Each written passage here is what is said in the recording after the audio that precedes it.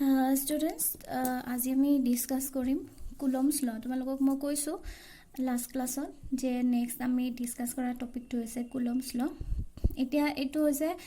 মানে ইম্পৰ্টেন্ট আৰু ইলেক্ট্ৰষ্টেটিক্সৰ। ঠিক আছে, এতিয়ালৈ আমি কি পঢ়ি আছিলো? চাৰ্জৰ কথা পঢ়ি আছিলো ন। এতিয়া চাবা ফিজিক্সৰ যিমান যি ল আছে সব ল মই ফাৰ্ষ্ট ইয়াৰতো কৈছো তোমালোকক যে আমাৰ কি কিবা কিবি এপ্লিকেশনৰ লগত জড়িত। এতিয়া কুলম্বস লটোৱে আমাক কি দিয়ে চাবা। কুলম্বস ল ফাৰ্ষ্ট কি দিয়ে আমি হেতু চাম, এপ্লিকেশন আমি পিছত চাম। কুলম্বস লটোৱে দিয়ে যে হাউ ডু চাৰ্জেছ ইন্টাৰেক্ট। ঠিক আছে, how do charges interact. How do charges interact আমি এই প্ৰশ্নটোৰ এনসাৰ, ইকুৱেশনটোৰ এনসাৰ কেনেকৈ পাম? ক'ৰ পৰা পাম? কুলম্বস লৰ পৰা পাম। মানে কুলম্বস ল আমাক দিব যে আমি যদি ধৰা ওচৰকে চাৰ্জ থৈ দিও, সেই চাৰ্জ দুটাৰ মাজত ইন্টাৰেকশন কেনেকুৱা হ'ব। ঠিক আছে, তো এতিয়া তাৰ আগত আমি এটা কথা জানিব লাগিব যে পজিটিভ চাৰ্জ আৰু পজিটিভ চাৰ্জে সদায় কি কৰে? ৰিপেল কৰে ন। নেগেটিভ চাৰ্জ আৰু নেগেটিভ চাৰ্জে কি কৰে? ৰিপেল কৰে। এগেইন পজিটিভ আৰু নেগেটিভ চাৰ্জে কি কৰিব? এট্ৰাক্ট কৰিব। হয়, তো এতিয়া চাবা তাৰ মানে কি, যদি আমি ইয়াত এটা প্লাস কিউ চাৰ্জ থৈ দিও আৰু এটা মাইনাস কিউ চাৰ্জ থৈ দিও, এই চাৰ্জ দুটা এনেই নাথাকে, ইহঁতৰ মাজত কিবা হয়, এট্ৰাকশন হ'ব নহলে ৰিপালশন হ'ব। এতিয়া এটা চাৰ্জ যদি পজিটিভ হয়, এটা যদি নেগেটিভ হয়, তেন্তে ইহঁতৰ মাজত কি হ'ব? এট্ৰাকশন হ'ব।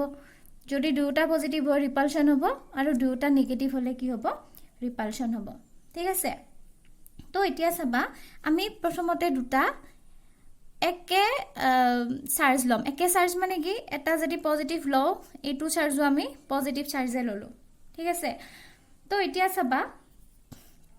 কুলম্বস ল এতিয়া কি দিব যে এই চাৰ্জ দুটাৰ মাজত কি হ'ব কোৱাচোন? যেহেতু দুটা পজিটিভ চাৰ্জ, পজিটিভ আৰু পজিটিভ কি হ'ব? ৰিপেল হ'ব। এনে ৰিপেল হৈ যাব নে? দুটা ওচৰত থৈ দিয়াৰ লগে লগে দুটা ৰিপেল হৈ যাব, এনেকে ৰিপেল হৈ যাব। ৰিপেল কিয় হ'ল?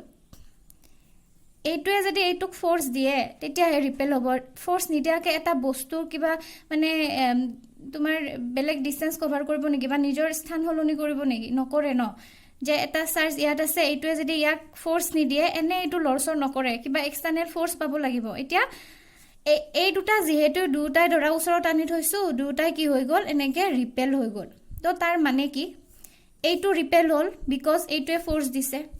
এইটো ৰিপেল হ'ল বিকজ এইটোৱে ইয়াৰ ওপৰত ফোৰ্স দিছে। মানে কি হ'ব,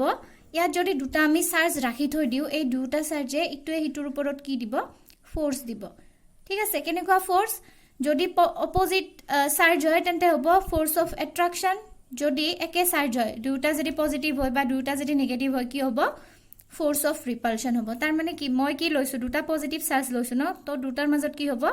ফোৰ্স অফ ৰিপালশন হ'ব, মানে ৰিপেল কৰিব।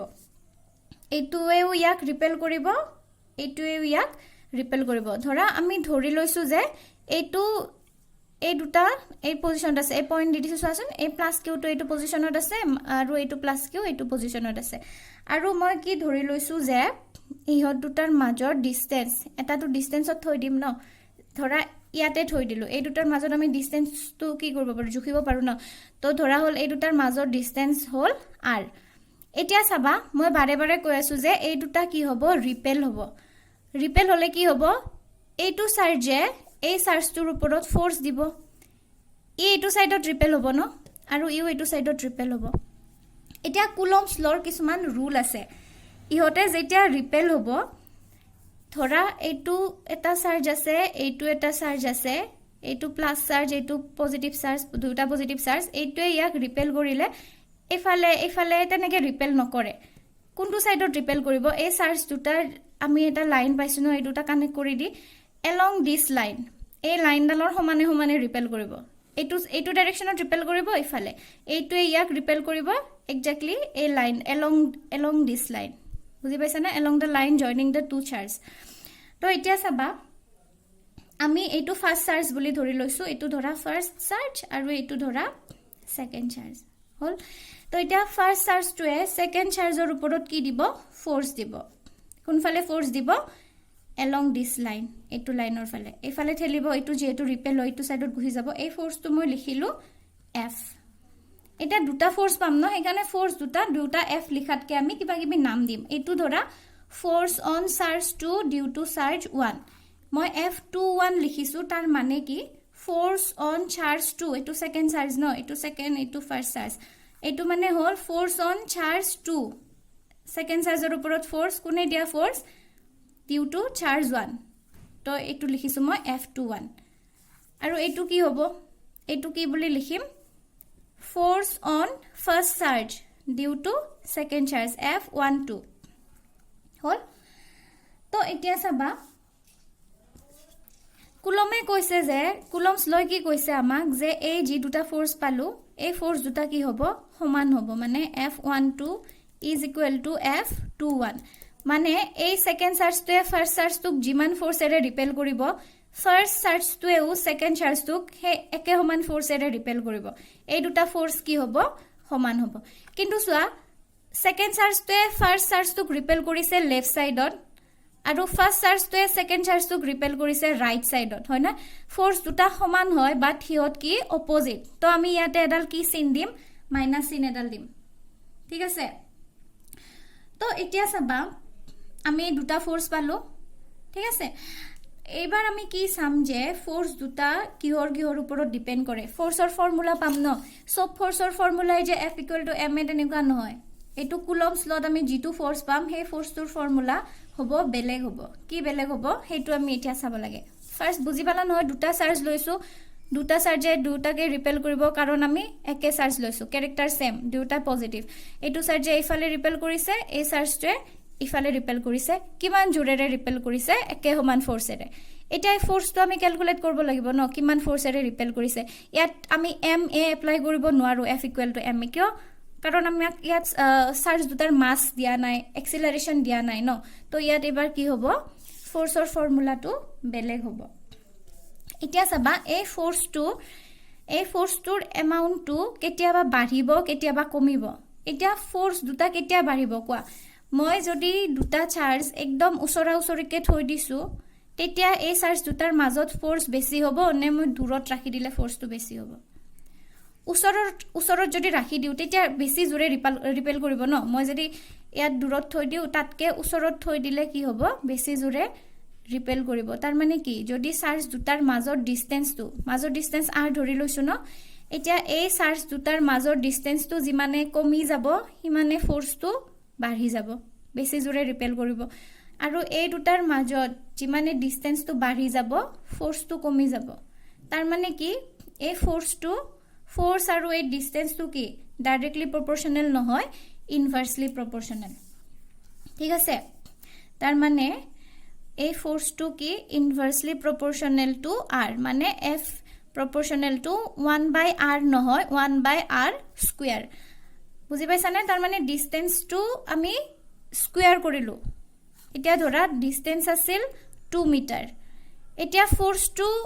কিমান ধৰা এতিয়া ডিসটেন্স 2 মিটাৰ হল ন ফোৰ্সটো ডিসটেন্সৰ লগত কেনেকে ৰিলেট হ'ব 4 proportional to 1/2 square মানে 1/4 ঠিক আছে directly force proportional to 1/r লিখিব নোৱাৰো আমি হ'ব এটা পালো ফোৰ্স তো কিহৰ ওপৰত ডিপেন্ড কৰে ডিসটেন্সৰ ওপৰত ডিপেন্ড কৰে কিহৰ ডিসটেন্স এই চাৰ্জ দুটাৰ মাজৰ ডিসটেন্স কিমান দূৰত ৰাখিছো যিমানে বেছি দূৰত লৈ যাম হিমানে ফোৰ্সটো কমি যাব যিমানে ওচৰত লৈ আহিম হিমানে ফোৰ্সটো কি হ'ব বাঢ়ি যাব হল আৰু কিহৰ ওপৰত ডিপেন্ড কৰে জানানে এই চাৰ্জ দুটাৰ ওপৰত এই দুটা যদি মই সৰ কম এমাউন্টৰ চার্জ লও এটা মই যদি ইফালে 1 কুলম ললো এই দুটা চার্জ 1 কুলম লও আৰু যদি ধৰা 5 কুলম চার্জ লও কি হ'ব বেছি এমাউন্ট চার্জ ললে ফোর্সটো বেছি হ'ব নে নাই চার্জটো যিমানে বেছি হ'ব তোমাৰ যিমান কুলম বেছি হ'ব চাৰ্জটোৰ এমাউন্টটো যিমানে বঢ়াই দিম ফোৰ্সটো হিমান জোৰদাৰ ফোৰ্স হ'ব ন যদি চাৰ্জ একদম যদি তোমাৰ লেটু চাৰ্জ হয় একদম কম চাৰ্জ ল তেতিয়া কি হ'ব ফোৰ্সটো কমিব তাৰ মানে ফোৰ্সটো আৰু কাৰ ওপৰত ডিপেন্ড কৰে কিউ আৰু এটা আমি Q1 আৰু Q2 বুলি লিখিম দুটাই Q বুলি নিলিখো এটা আমি Q1 লিখিম এটা Q2 লিখিম তো ফোর্সটো কিহৰ ওপৰত ডিপেন্ড কৰিব Q1 * Q2 এই দুটাৰ মাল্টিপ্লাই কৰি যিমান পাম মানে এই দুটাৰ ওপৰত আলটিমেটলি ডিপেন্ড কৰিব ডাইৰেক্টলি প্ৰপৰ্শনাল টু Q1 * Q2 ঠিক আছে কুলমস ল বুজি পালা আমি দুটা চার্জ লৈছিলো Q1 আৰু Q2 ইহ দুটাৰ মাজৰ ডিসটেন্স ধৰা r তো এতিয়া ফোৰ্সটো কিহৰ ওপৰত ডিপেন্ড কৰে force প্ৰপৰশনাল two q1 into q2 মানে এই দুটাৰ ভ্যালু যিমানে বাঢ়িব যিমানে বেছি এমাউন্ট চাৰ্জ লম হিমানে ফোৰ্সটো বাঢ়িব আৰু ইনভাৰ্সলি প্ৰপৰশনাল two r ultimately r square মানে f proportional to 1/r square তো এতিয়া ইয়াৰ পৰা আমি কি লিখিব পাৰো এই দুটা জয়েন কৰি দিলো f proportional to q1 into q2 by r square ঠিক আছে তো এতিয়া চাবা আমি ইয়াত এই proportional চিনটো গুছাবৰ কাৰণে আমি কি দিম এডাল সমান চিন দিম ন f equal to সমান চিন দিয়াৰ লগে লগে ইয়াত কি হৈ যাব এটা কনস্ট্যান্ট আহি যাব হয় কি কনস্ট্যান্ট ইয়াত সব কনস্ট্যান্টৰ নামটো বেলেগ বেলেগ ইয়াত কি কনস্ট্যান্ট আহিব ইয়াত আহিব তোমাৰ k ঠিক আছে f equal to k q1 q2 by r square এতিয়া এই যে k কনস্ট্যান্ট টু পালো এই k কনস্ট্যান্টৰো কিছুমান নিজৰ নিজৰ বেলেগ বেলেগ ধৰ্ম আছে বেলেগ বেলেগ ৰুল আছে কন্ডিশন আছে এতিয়া k টু কিহৰ ওপৰত ডিপেন্ড কৰিব জানানে k depends on মিডিয়াম কি মিডিয়ামত ৰাখিছো এতিয়া চাৰ্জ দুটা আমি এয়াৰ মিডিয়ামতো ৰাখিব পাৰো পানীৰ ভিতৰতো ৰাখিব পাৰো হয় না ফেকুৱামতো ৰাখিব পাৰো যত নেকি একো না থাকে পানী থাকিব না এয়াৰ থাকিব তো বেলেগ বেলেগ মিডিয়ামত যদি ৰাখো কেৰ ভ্যালুটো বেলেগ বেলেগ হ'ব তাৰ মানে কি চাৰ্জ দুটা আমি বেলেগ বেলেগ মিডিয়ামত ৰাখিলে চাৰ্জ দুটাৰ মাজত ফোৰ্সও বেলেগ বেলেগ হ'ব এয়াৰত যদি ৰাখো দুটা চাৰ্জ ইকুৱেল একে চাৰ্জ দুটা ধৰা একে চাৰ্জ দুটা এয়াৰত ৰাখিলে হিহঁতৰ মাজত জি ফোৰ্স হ'ব ওয়াটাৰ মিডিয়ামত ৰাখিলে বেলেগ ফোৰ্স হ'ব তো হেতু কি হ'ব মিডিয়াম ওয়াইজ বেলেগ বেলেগ পাম আমি এইটো আছিল তোমাৰ কুলম্বস ল এটা কেৰ এটা কি থাকিব ভ্যালু থাকিব আসলতে কেৰ ভ্যালু পোৱাৰ আগতে আমি কি জানিব লাগিব কে মানে চাবা k equal to কি লিখিব পাৰো জানা না k equal to 1/4 pi epsilon naught ঠিক আছে এতিয়া এইটো এপসাইলন টু কি বুলি কয় পারমিটিভিটি বুলি কয় এতিয়া পারমিটিভিটি কি বস্তু হেতু আমি নেক্সট ক্লাছত ভালকে বুজাম পারমিটিভিটি অলপ বেলেগ মানে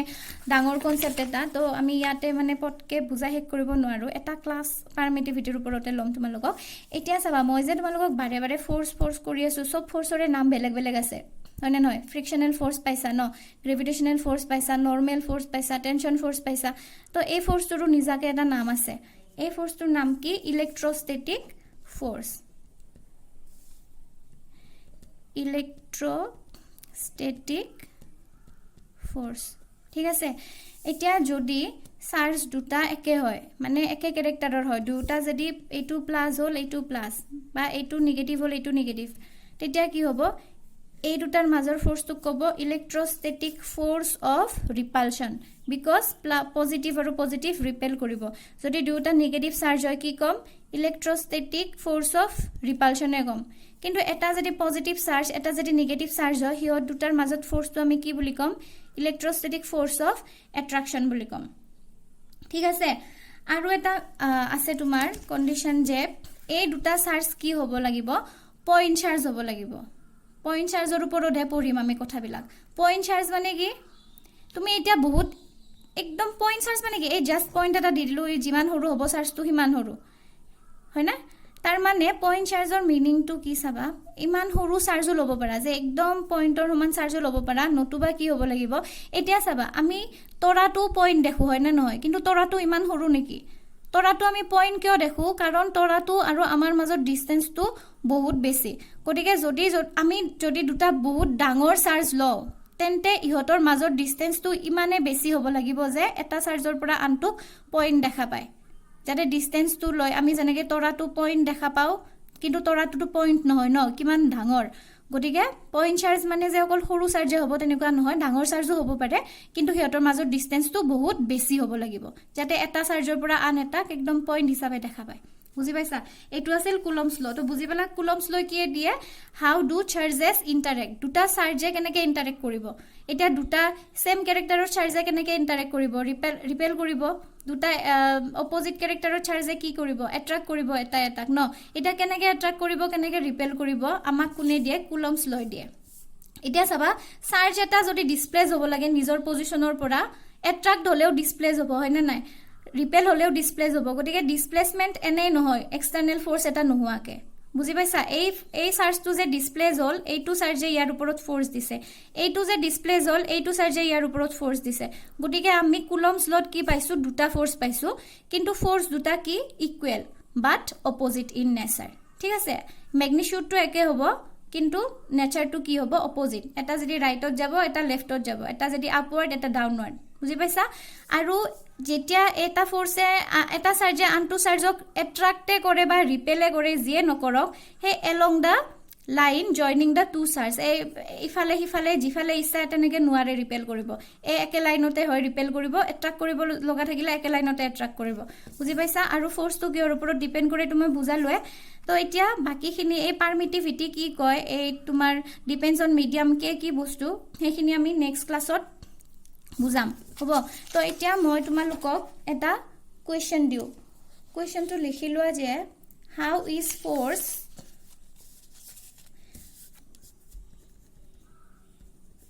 how is force between two charges affected when each charge is doubled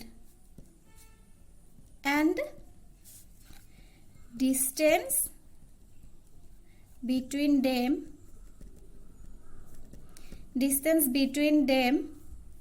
is also double তাৰ মানে আমাক খুদিছে কি দুটা ফোৰ্সৰ মাজত দুটা চাৰ্জৰ মাজত ফোৰ্সটো কি দৰে ইফেক্ট হ'ব যদি হে আমি এই তোমাৰ চাৰ্জৰ এমাউন্টটো কি কৰি দিও ডাবল কৰি দিও ইয়াত যদি কিউ আছিল 2q কৰি দিম ইয়াত যদি কিউ আছিল 2q কৰি দিম মাজৰ ডিসটেন্সটো যদি r আছিল টুৱাইজ r কৰি দিম মানে চাৰ্জ আৰু ডিসটেন্সটো যদি আমি ডাবল কৰি দিও তেতিয়া ফোৰ্সটো কেনেকে চেঞ্জ হ'ব কম্পেয়াৰ কৰিব লাগিব ফাৰ্ষ্টতে চাৰ্জ আৰু ডিসটেন্সটো ডাবল নকৰাকে এবাৰ ক্যালকুলেট কৰিবা ঠিক আছে নেক্সট কি কৰিবা এবাৰ উলাই ললা নেক্সট কি কৰিবা যে চাৰ্জটো ডাবল কৰিবা ডিসটেন্সটো ডাবল কৰিবা তাৰ পিছত ফোৰ্সটো উলাই লবা তাৰ পিছত ফোৰ্স দুটা কম্পেয়াৰ কৰিবা যে কি চেঞ্জ হল এটো হোমৱৰ্ক তো কৰি মোক দেখাবা